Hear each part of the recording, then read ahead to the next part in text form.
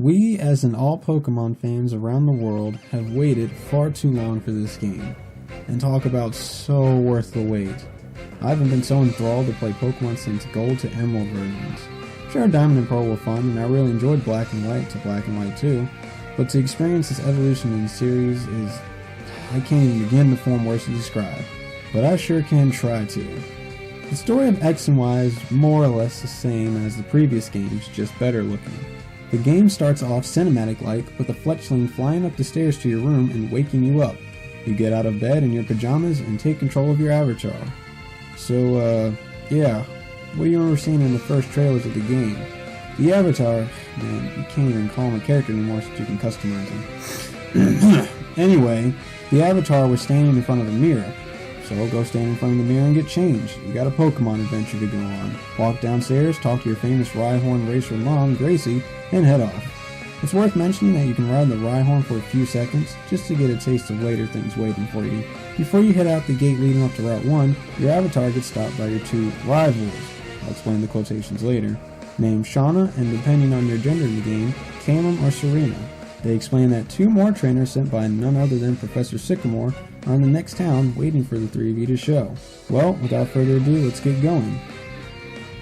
So after you show up, you meet Tierno and Trevor. One of them is obsessed with dancing, the other obsessed with completing the Pokedex. Tierno then lets you choose your starter, and oh so hard was the choice. Not really. A few months before it came out, I pretty much chose Froakie as my own, and after seeing Greninja, I mean come on, who doesn't want a Ninja Frog? After this, all the kids start talking about nicknames and Alright, this is getting lengthy, so long story short, Professor Sycamore gives a Kanto starter to you, of your choice, after you beat him with them, and a matching Megastone. A little further in, you meet Diantha and Lysandre in Café Soleil. Lysandre starts spouting off about a beautiful world and then leaves. Huh, I wonder who that sounds like. No, seriously, it's pretty obvious that, come on, Game Freak might as well have just stuck a huge "I'm the leader of Team Flare" sticker on his back. Once all the backstory is given to you, you are finally able to officially start your adventure. Okay, let's talk about graphics. These are the best in the series, and of course they look amazing. Everything is so detailed in the overworld. Everything is so lush and open to explore. Even the smallest of details have become visible to the naked eye. In battle, just whoa. I love the amount of, and I apologize for the amount of times I've used and going to use this word, detail that Game Freak took in making the battles come as much alive as possible.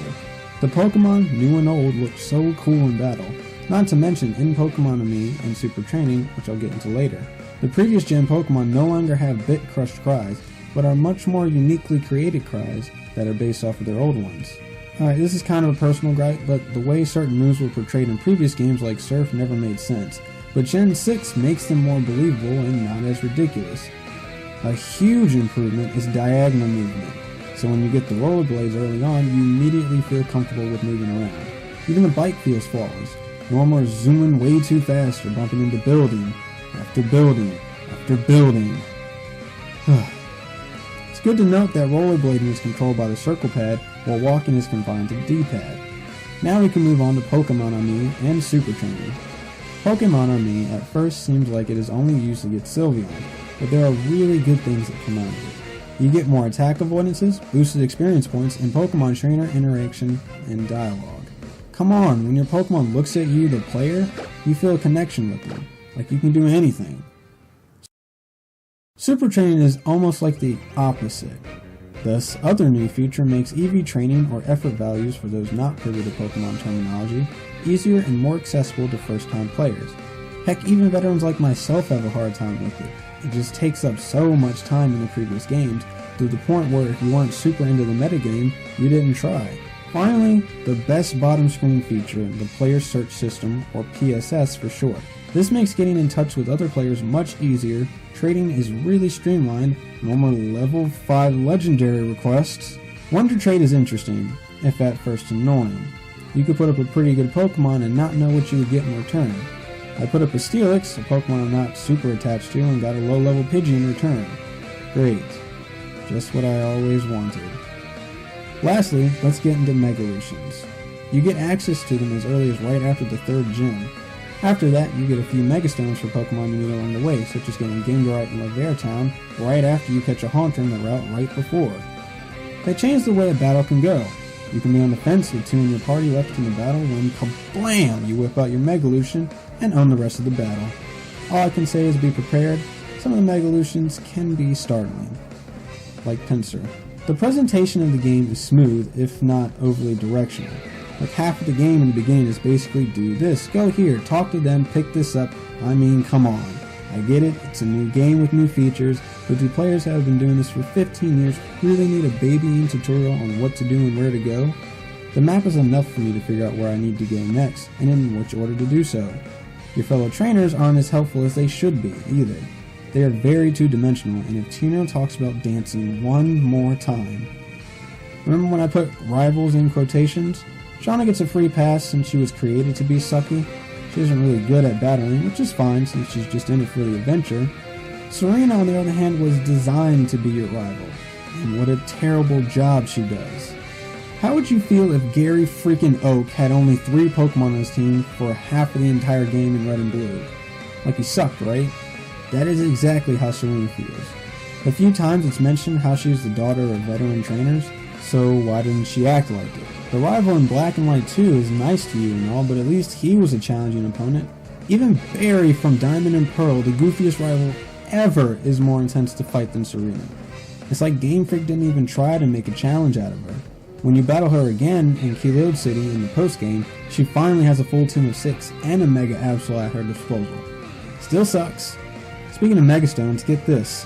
They are scattered all over the Kalos region, and you can find them either given to you for free, with the exception of Stone Emporium guy, who will sell you one for 500,000 Poke before you beat the champion, and then 300,000 Poke afterwards, or you find them in the overworld.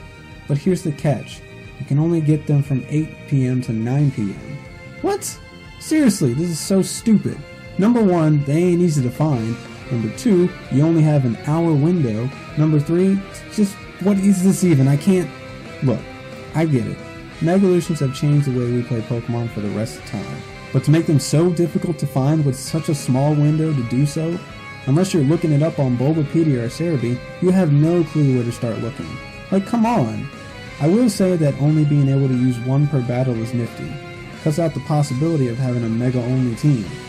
Oh, I almost forgot to mention. I won't get super analytical with this, just a statement. Free stuff. Free stuff everywhere. People just give you things. Here's a free Lucario with this Megastone. Okay. Take this HM for Surf. Thanks. Want a free Lapras? Wait, what? I've never been given so much free stuff before, it's blowing my mind. The last thing to mention is the new Fairy type. Since we know so much about it already, even before the games came out, I won't talk about type matching, just my experience with them. The Fairy type really changes a lot of the conventional mechanics used before, meaning tried and true strategies no longer work, which forces you to create new ones. I actually really like Fairy Pokemon. I'm even getting used to reclassified Pokemons as well. My Slurpuff is a monster though. My fat, pink, smiley monster. It really took a while for me to not use Dragon moves on them, and even then I would slip up every now and again. The Fairy Gym was really difficult, but in a good way. You learn quite a bit about them there. Look, I could go on and on about all the stuff this game has to offer, like the post-game stuff. Too spoiler heavy, but let's get right to the final thoughts. Pokemon X and Y has so much to offer for both newbies and hardcore veterans of the series. With features like PSS and Super Training, you can make the experience your own, such as avatar customization, which I forgot to mention. Both battling and exploring are redone with real attention to detail. Megalutions change the way we battle forever, and easier EV training makes the circle complete. While there are glaring issues such as Megastone collection and a terrible rival, everything else makes up for that. A good storyline with a well-established difficulty gives this game high replay value for me. Throw in those extra features and you got yourself an amazing game to play over and over again. I give Pokemon X and Y a 9.5 out of 10. So, thanks for checking this video out. We really appreciate it. I know we aren't the best, but we really hope we can be entertaining to you guys. Just stick with us, please. You won't be disappointed. So, press start to continue, grab that extra life, and remember, everything is Vandalist. Thanks for watching.